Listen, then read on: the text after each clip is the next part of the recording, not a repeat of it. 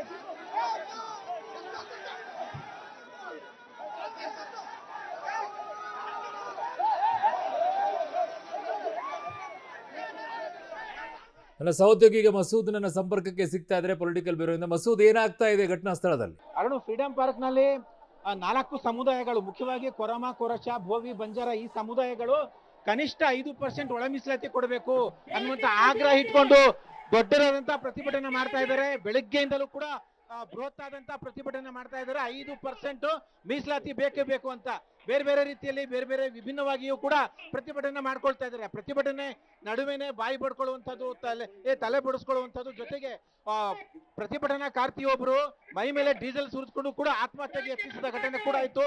ಅವ್ರು ಸುಸ್ತಾದ ಕಾರಣ ಆಂಬುಲೆನ್ಸ್ ನಲ್ಲಿ ಅವ್ರನ್ನ ಕರ್ಕೊಂಡು ಹೋದ್ರು. ಇನ್ನು ವಿಜೇಂದ್ರ ಕೂಡ ಈ ಪ್ರತಿಭಟನೆಗೆ ಬಂದಿದ್ರು. ಒಂದ್ ರೀತಿಯಲ್ಲಿ ಅವರ ಆಕ್ರೋಶ ಎಷ್ಟು ಮಟ್ಟಿಗಿದೆ ಅಂದ್ರೆ ವಿಧಾನಸೌಧ ಮುತ್ತಿಗೆ ಹಾಕ್ಬೇಕು ಅನ್ನುವಂತ ತೀರ್ಮಾನ ಕೂಡ ಮಾಡಿದ್ದಾರೆ.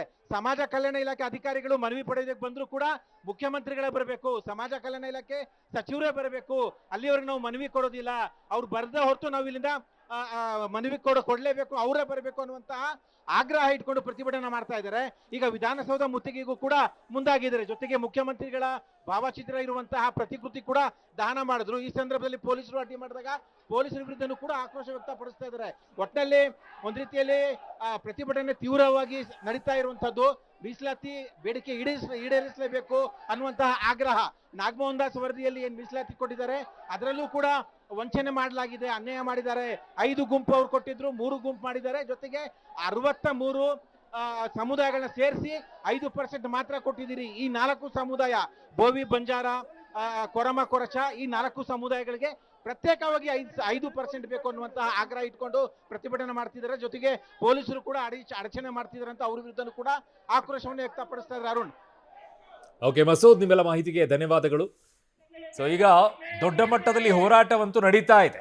ಡೀಸೆಲ್ ಸುರಿಸ್ಕೊಂಡು ಒಬ್ಬರ ಮಹಿಳೆ ಆತ್ಮಹತ್ಯೆಗೆ ಯತ್ನವನ್ನು ಮಾಡಿರುವಂಥ ಘಟನೆ ಇದೆ. ಸುಸ್ತಾದ ಕಾರಣಕ್ಕೆ ಆಂಬ್ಯುಲೆನ್ಸ್ನಲ್ಲಿ ಅವ್ರನ್ನ ಕರ್ಕೊಂಡು ಹೋದ್ರು. ಸೊ ಈಗ ಸದ್ಯಕ್ಕೆ ಹೋರಾಟ ಮಾತ್ರ ತೀವ್ರ ಸ್ವರೂಪವನ್ನು ಪಡ್ಕೊಂಡಿದೆ. ವಿಜೇಂದ್ರ ಅವರು ಕೂಡ ಘಟನಾ ಸ್ಥಳಕ್ಕೆ ಹೋಗಿದ್ರು, ಅಲ್ಲೂ ಕೂಡ ಪ್ರತಿಭಟನೆ ಇದ್ರು. ಪ್ರತಿಭಟನೆ ಮಾಡ್ತಾ ಇರುವಂಥವರೆಲ್ಲರೂ ಕೂಡ ವಿಧಾನಸೌಧಕ್ಕೆ ಮುತ್ತಿಗೆ ಹಾಕೋಣ ಅನ್ನುವಂಥ ನಿರ್ಧಾರಕ್ಕೆ ಬಂದಿದ್ದಾರೆ. 5% ಮೀಸಲಾತಿಯನ್ನ ಕೇಳ್ತಾ ಇದ್ದಾರೆ. ಇದು ಒಳ ಮೀಸಲಾತಿಯ ವಿಚಾರದಲ್ಲಿ ಮುಖ್ಯಮಂತ್ರಿಗಳೇ ಘಟನಾ ಸ್ಥಳಕ್ಕೆ ಬರಬೇಕಿಲ್ಲಿ, ಪ್ರತಿಭಟನೆ ಮಾಡುವಂಥ ಜಾಗಕ್ಕೆ ಯಾರಾದರೂ ಒಬ್ಬರು ಬರಬೇಕಿಲ್ಲಿ ಅನ್ನುವಂಥ ಆಗ್ರಹವನ್ನು ಇಟ್ಕೊಂಡಿದ್ದಾರೆ. ಇನ್ನೂ ಕೂಡ ಹೋರಾಟ ಫ್ರೀಡಂ ಪಾರ್ಕ್ನಲ್ಲಿ ನಡೀತಾ ಇದೆ.